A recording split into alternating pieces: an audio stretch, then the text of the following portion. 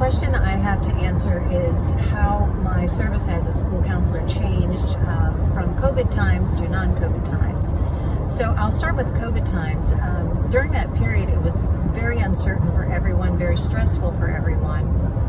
I spent a lot of time helping connect kids to the online platform. So we would do daily attendance, daily check-ins with the teachers to see who had or hadn't signed on, especially for the first couple of weeks, and just reaching out to families, making sure that they had computers and that they had hotspots if they needed them, and then just walking them through and trying to help them get online.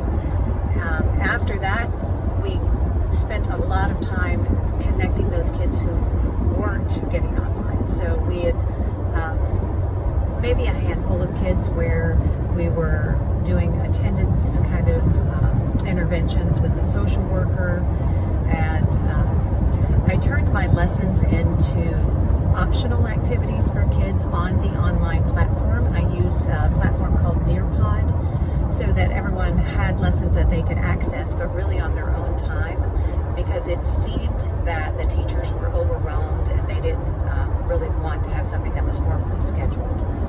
So now that it's non-COVID times, it's interesting this year because we actually have quite a few classrooms that are still virtual. So I'm doing both the virtual world and the brick and mortar world. So lessons continue in the brick and mortar world, and I'm continuing to use the platform Nearpod. I really like it. It gives some very good data, allows you to include pre and post assessments and see who's accessing it for how long and what they do.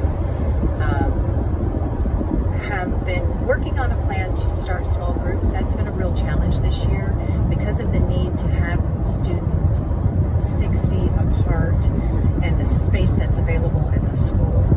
So I'm going to be starting groups with my virtual students soon, and that will be one of my goals for the year, is improving some students who have low performance in the bottom quartile. I think I said that in a prior interview.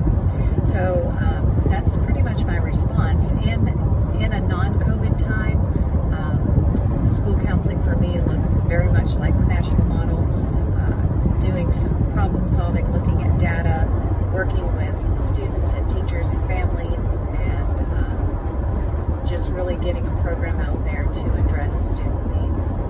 Thanks.